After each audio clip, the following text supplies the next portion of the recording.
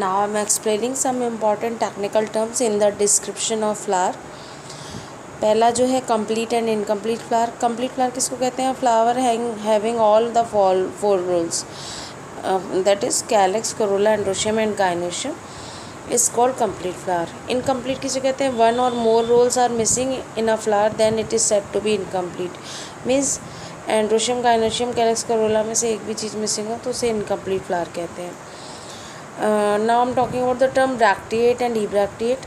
Flowers with bract reduced leaf found at the base of the pedicel are called bracteate, and those without bract are known as ebracteate. Now I'm talking about the define of and relative position of floral part on the thalamus. On the basis of relative position of floral parts of the thalamus, flowers are of three kinds: hypogynous, perigynous, epigynous. Hypogynous. The flower is said to be hypogynous if sepal, petal and stamen are inserted below the ovary. तो ovary के नीचे अगर floral part हो तो उसे हम hypogynous condition कहते हैं.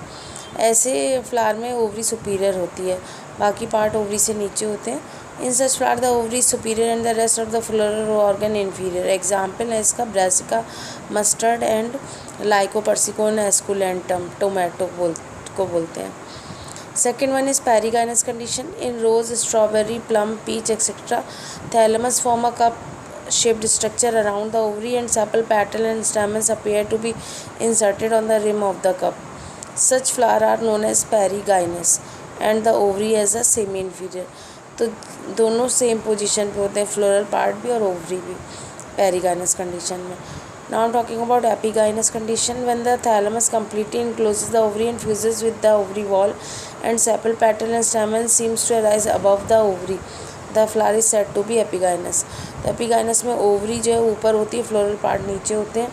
In such flower the ovary is inferior and the floral part organs are superior. ovary नीचे है, floral part ऊपर है. Example cucumber, apple, guava, ray floret of sunflower. Now I'm talking about symmetry. In symmetry, flower may be actinomorphic, zygomorphic और asymmetric. Actinomorphic क्या होता है? जब एक फ्लावर को हम दो एग्जैक्ट इक्वल हाफ में काट लेते हैं तो उसे एक्टिनोमॉर्फिक कंडीशन बोलते हैं. When a flower can be divided into two exactly equal halves by a vertical section passing through the centre in any plane, it is said to be radial, symmetrical, regular और actinomorphic. Example, mustard means Brassica compresstis, tomato means Lycopersicum esculentum, dianthus, dhatura, chili. Now I'm talking about zygomorphic condition. When a flower can be divided into two similar halves by a vertical section in one plane only, it is said to be zygomorphic. केवल एक ही cut से divide हो सकता है, उसका दूसरा cut लगेगा तो इक्वल डिवाइड नहीं होगा. Bilateral symmetrical. Example, Pisum sativum means pea, Bahuinia, Cassia, Arthenium means snapdragon, etc. Now I'm talking about asymmetric condition. When a flower cannot be divided into two similar halves by any vertical plane passing through the center, it is said to be asymmetrical or irregular. Example, Marantha, Canna. तो इसमें दो equal half में भी नहीं काट सकते बराबर बराबर. Now I'm talking about name or number of floral members. Depending upon the number of floral members in each role, flower are of different type. Number one, dimerous flower. When the floral members are in twos or in multiple of two. Example, papaver. और trimerous क्या होता है? When the floral members are in threes or in multiple of threes. Example, allium, onion. Tetramerous क्या होता है? When the floral members are in fours or in multiple of four. Example Brassica. And pentamerous when the floral members are in fives or in multiple of five. Example Solanum and Hibiscus. Now I am talking about aestivation. Mode of arrangement of sepal petal in a floral world with the respect to each other member of the same role is said to B aestivation. तो किस तरीके से sepal या petal arrange हैं, लगे हुए हैं, एक दूसरे से सटे हैं, एक अंदर एक बाहर है, इस कंडीशन को एस्टिवेशन कहते हैं. तो एस्टिवेशन मेनली 4 टाइप का होता है. एक तो वेलवेट एस्टिवेशन होता है when the member of a whorl और are in contact with each other by their margins without overlapping or turning. Example Brassica and Calotropis. तो इसमें जो कैलेक्स है या करोला है वो साइड नीचे से हम देखेंगे तो उनका जो पैटर्न है वो एक दूसरे से के कांटेक्ट में टच तो करते रहेंगे, मगर मार्जिन्स पे ना तो अंदर जाएंगे ना उसके बाहर जाएंगे बगल वाले कैलेक्स या करोला के।